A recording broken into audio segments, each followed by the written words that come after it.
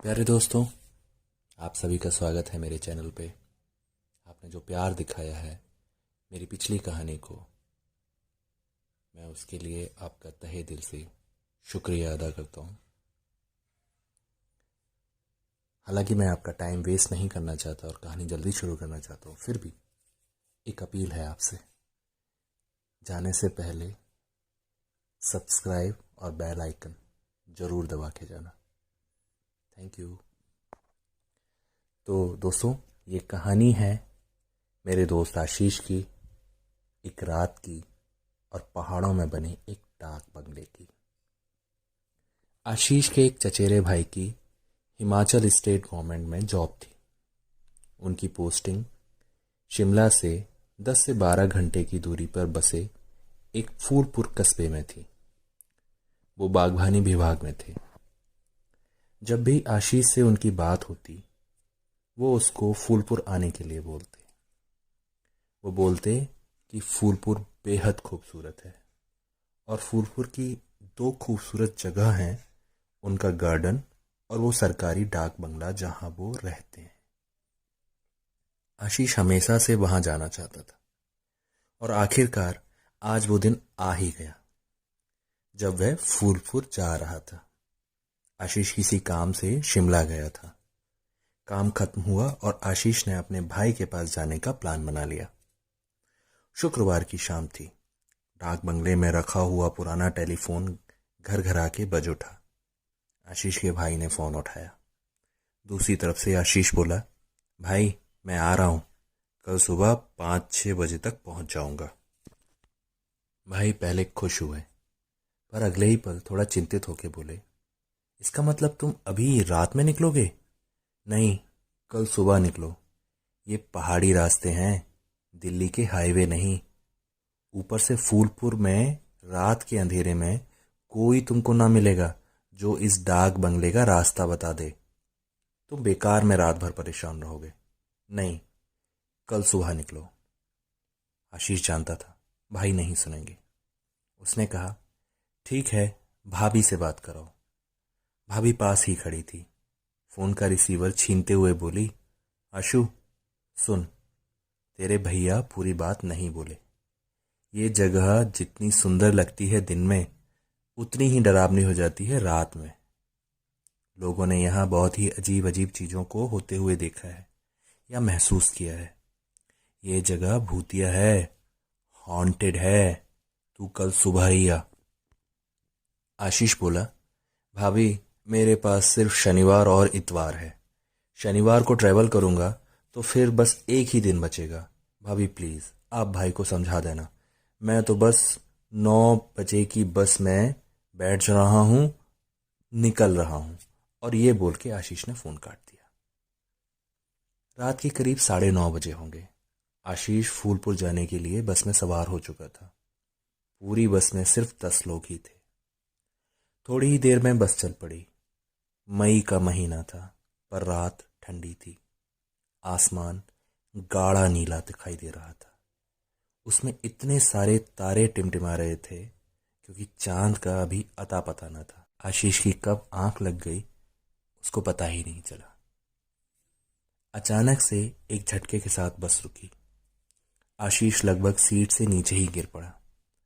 अपने कपड़ों को झाड़ के जब वो उठा तो देखा सभी का यही हाल था। ड्राइवर और कंडक्टर बस से नीचे उतर के बाहर खड़े थे। आशीष भी बाहर आया। उसने देखा एक बड़ा सा पत्थर पहाड़ से दरक कर रास्ते पे आ गिरा था, जिससे बचने के लिए ड्राइवर ने ब्रेक लगाए थे।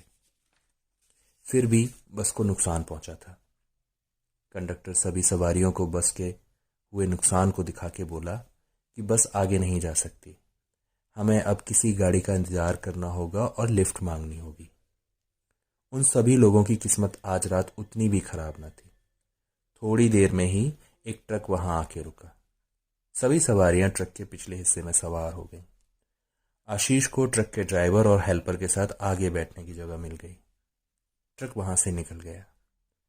थोड़ी देर तक घुमावदार रास्तों के पीछे छोड़ने के बाद ट्रक का ड्राइवर आशीष से बोला, साहब आप तो यहाँ के नहीं लगते। आशीष बोला, हाँ मैं दिल्ली से हूँ। फूलपुर जा रहा हूं। आप जाएंगे वहां तक? हेल्पर बीच में बोला। हाँ, पर सुबह तक ही पहुंच पाएंगे। ड्राइवर ने पूछा। साहब, वहां पे कहाँ जाना है आपको? आशीष बोला। डाक बंगला। ड्राइवर थोड़ी देर कुछ सोचकर बोला। साहब, वो तो सड़क के पास ही है। मैं दिन में गया हूं वहां। आप सो जाइए, वहां हम 4 बजे तक पहुंच पाएंगे। मैं आपको जगा दूंगा। आशीष कुछ बोलता उससे पहले हेल्पर बोल उठा। साहब, उस बंगले में भूत रहते हैं। वो पूरी जगह भूतिया है। आप वहां रात के अंधेरे में जाएंगे? आशीष हंसते हुए बोला। वहां मेरे भैया रहते हैं। तीनों लोग हंसने लगे। थोड़ी देर तक कोई कुछ नहीं बोला। फिर ड्राइवर ने चुप्पी तोड़ी। साहब, एक बात कहूं, ये पूरा रास्ता आपकी जहां बस खराब हुई थी वहां पत्थर दरकने से हर महीने कोई ना कोई अपनी जिंदगी से हाथ धो बैठता है। और तो और अजीब अजीब हरकतें होती हैं। आशीष ने शक के लहजे में पूछा। आपने खुद कुछ देखा है अजीब होते हुए, या सिर्फ कहानियां हैं?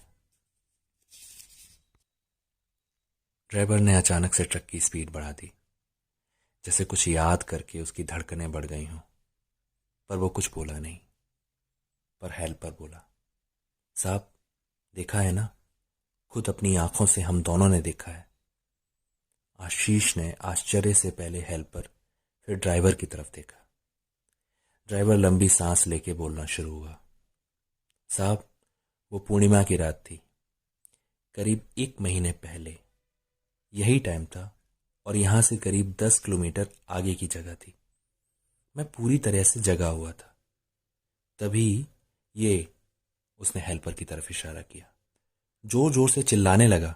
आगे देखो, सामने देखो। मैंने पहाड़ी वाली साइड से एक औरत को सड़क पार करते हुए देखा। उसने सफेद साड़ी पहनी थी जो कि चांदनी में चमक रही थी। मेरा ट्रक अच्छी खासी स्पीड में था। पता नहीं मुझे वो क्यों नहीं दिखी। मैंने हॉर्न दिया, लेकिन वह ट्रक की तरफ देख ही नहीं रही थी, बस सीधे चली जा रही थी। रास्ता बहुत संकरा था। ट्रक को साइड से निकालना मुमकिन न था। अब तक वह बीच सड़क में आ चुकी थी। मैंने पूरी ताकत से ब्रेक लगाए। ट्रक फिसलता हुआ उसके ऊपर से गुजर गया। साहब, ये हेल्पर तो जोर जोर से चिल्ला रहा था, मार दी, मार दी, औरत मार दी। 4-5 मिनट के बाद मुझ में हिम्मत हुई नीचे उतरने की और उस औरत की कुचली हुई लाश देखने की। मैं उतरा, लेकिन जो देखा उससे मेरे दोनों पैर बर्फ की तरह जम गए। मैंने देखा वो औरत बीच रास्ते में खड़ी थी और मुझे घूर रही थी।